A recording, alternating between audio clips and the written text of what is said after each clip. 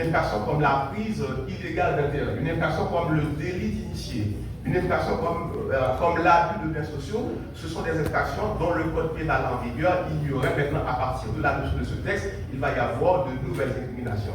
Maintenant, troisième particularité, pour cela j'essaie de vous montrer que la loi de 2014 constitue une révolution. Donc, troisième particularité, c'est qu'il y a des dérogations qui ont été apportées au régime de droit commun. Parmi ces dérogations, il y a ce qu'on appelle la prescription vicénale. Vous, les avocats ou les professionnels du droit, vous êtes plutôt habitués à la prescription sur 10 ans. Maintenant, pour les infractions de corruption, la prescription est de 20 ans. C'est quand même une dérogation au régime de droit commun. Deuxième dérogation, c'est la réduction de la peine en cas de coopération. Ça veut dire que lorsque la personne poursuivie collabore à la justice, il y a cette possibilité de réduire sa peine. Maintenant, troisième dérogation, c'est l'imprescriptibilité de la peine. Donc, lorsque la peine est prononcée, il n'y a pas un délai forcément. Donc, la peine est devenue imprescriptible. Et puis, quatrième dérogation, c'est la reconnaissance des techniques spéciales d'enquête. Donc, je reviendrai sur cet aspect en dernier. Maintenant, ça c'est pour les éléments déclencheurs, ce sont les éléments qui ont conduit à l'adoption de ce texte. Maintenant, le texte a été adopté en 2014, on est en 2024, ça fait 10 ans d'application, d'où l'intérêt de ce diagnostic qui se propose d'évaluer en soi la mise en application de ce texte pour voir les différents efforts qui ont été accomplis, le chemin qui reste à parcourir. Maintenant, deuxième point, le bilan des activités préventives. Il est vrai que le texte en soi contient beaucoup plus de dispositions qui traitent de la répression de la corruption plutôt que de la prévention de la corruption. Donc le texte contient seulement 3 articles qui traitent de la prévention de la corruption. Donc c'est un texte qui a une portée beaucoup plus répressive.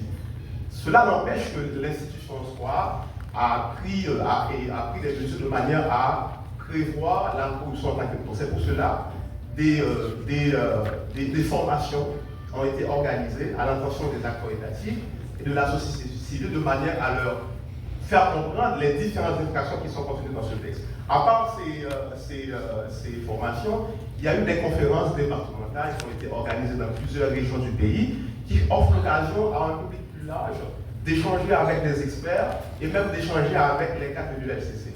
Et puis à côté des conférences départementales, il y a eu des guides pratiques qui sont élaborés de manière à rendre le texte plus accessible. Et puis parmi ces guides techniques, je peux considérer par exemple un guide technique sur la loi de 2014 pour la prévention de la corruption.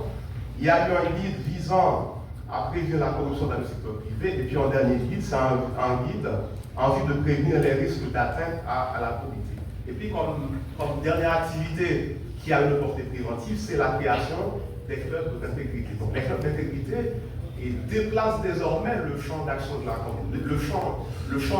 de la corruption dans la mesure où on ne s'intéresse pas seulement aux adultes, mais les jeunes ont cet espace pour pouvoir échanger entre eux sur des questions d'intérêt public. Maintenant, ça c'est pour le bilan activité en termes d'activité préventive.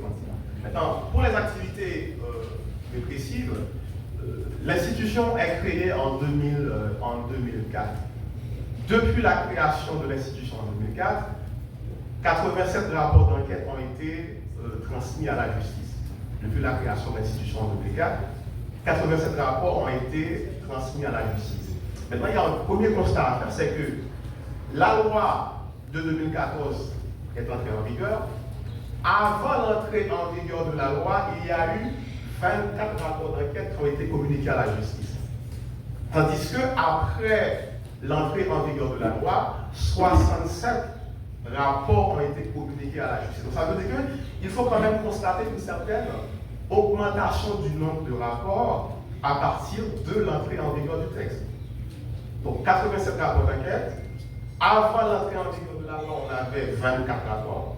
Tandis qu'à partir de l'entrée en vigueur de la loi, on a 67 rapports. Donc ça veut dire qu'à partir de l'adoption de cette loi, on va dire que le fonctionnaire a été contrôlé dans ses moindres gestes à partir de la création de cette nouvelle infraction. Donc quelqu'un qui passe le marché public sans tenir compte des règles applicables, donc certainement on va tomber dans la passation illégale de marché public. Donc ça veut dire que à partir de l'entrée en vigueur de cette loi, le fonctionnaire est contrôlé dans ses points de geste. Maintenant, deuxième constat, sur 87 rapports, seulement 4 ordonnances, le DG a cité en jugement, en plus, 4 ordonnances, parmi ces ordonnances, il y a une ordonnance de non-lieu et 3 ordonnances de renvoi. Maintenant, ce que cela doit nous faire comprendre, c'est que par rapport aux quantités de rapports qui sont transmis aux autorités judiciaires, il y a quand même très peu de décisions qui ont été rendues. Ça veut dire que lorsque les dossiers sont arrivés au parquet, vous connaissez un peu la suite. Maintenant, au niveau de l'institution, il y a un nom qui est mis sur tout ça, et c'est un nom que le directeur général aime évoquer, c'est l'impunité. Lorsque les dossiers sont transmis à la justice, il n'y a pas forcément un suivi conséquent qui est accordé à ces dossiers. Maintenant, au niveau du LCC, on a adopté une stratégie dans l'idée de contourner un peu ces obstacles. On a créé le circuit anti-corruption. Donc, ça veut dire que les différents acteurs qui sont impliqués dans la chaîne pénale ont fait en sorte de dégager une certaine synergie entre eux. Donc, les magistrats, les juges, les parquetiers ont créé cette structure de manière à ce qu'il y ait une certaine synergie entre ces acteurs. Malheureusement, il y a eu beaucoup d'espoirs qui étaient reposés sur le CAC, mais vous connaissez un peu la configuration du système, le CSPJ, entre guillemets, donc les espoirs qui étaient reposés sur le CAC, malheureusement, cette structure n'a pas pu épanouir comme le souhait. Et puis, en dernier lieu, les critiques qui ont été formulées par les experts internationaux. Alors, ce qu'il faut comprendre, c'est que Haïti a ratifié ces conventions internationales. À travers ces conventions, il y a des mécanismes de suivi de l'application de ces conventions qui sont mis sur pied. Et dans le cadre de ces mécanismes de suivi, les efforts qui sont effectués par Haïti sont évalués par ces experts internationaux. À l'occasion de l'évaluation de ces efforts, en cycle d'évaluation, les experts ont formulé des recommandations. Parmi les recommandations, on a constaté que, à partir de la loi de 2014, la loi accorde une certaine primauté à la prévention, à la répression, plutôt qu'à la prévention. Alors que dans le domaine de la corruption, la prévention est beaucoup plus fondamentale. Alors que cette loi, comme je vous l'ai dit, contient seulement 3 dispositions relatives à la prévention. Parmi ces dispositions, on peut citer l'article 23 qui parle de l'élaboration d'un code d'éthique pour les agents publics. Il y a l'article 24 qui parle de l'obligation de transparence dans la gestion de la chose publique, et puis l'article 25 qui parle des normes de comptabilité et les pratiques commerciales dans le secteur privé. Donc, ce qui fait que la loi accorde beaucoup plus d'importance à la prévention de la corruption, beaucoup plus d'importance à la répression de la corruption qu'à la prévention, alors que dans cette matière-là, la prévention joue un rôle tout à fait fondamental. Deuxième critique qui est formulée par les experts internationaux, c'est pour l'infraction, le népotisme. Sachant que la loi prévoit 15 infractions. Pour ces 15 infractions, il y a 14 infractions pour lesquelles leurs éléments constitutifs sont tout à fait définis. Alors que pour le népotisme, il n'y a pas de définition pour ces éléments constitutifs. Donc cela peut poser un problème eu égard au principe de la légalité qui veut que la loi doit être claire et précise de manière à éviter des interprétations par le juge. Donc, pour l'infraction et le népotisme, les éléments constitutifs ne sont pas suffisamment précisés dans le texte. Et puis, troisième critique, c'est le non-encadrement des techniques spéciales d'enquête. Il est vrai que les techniques spéciales d'enquête permettent effectivement à la lutte contre la corruption de progresser, avec la possibilité de vous mettre sur surveillance, la possibilité pour les agents du LCC d'accéder à des données sensibles, de saisir des documents et même de pratiquer une fouille sur une personne.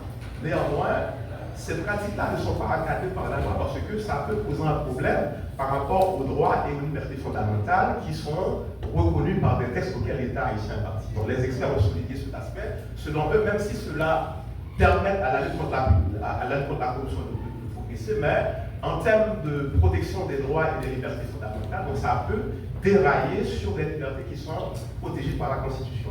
Et puis, dernier aspect, c'est l'incidence négative du nouveau code pénal sur cette loi-là. Alors, au niveau du nouveau code pénal, il y a l'article 1036. L'article 1036, dans ses clauses finales, abroge toutes les dispositions pénales contenues dans cette loi. L'article 1036 du Code pénal, du nouveau Code pénal. Donc, ce nouveau Code pénal, l'article 1036, abroge toutes les dispositions pénales contenues dans ce texte. Tout à l'heure, j'ai parlé d'une loi qui vient révolutionner le cadre juridique. Donc, ça veut dire qu'il y a beaucoup d'innovations. Donc, à partir de l'entrée en vigueur de ce nouveau Code pénal,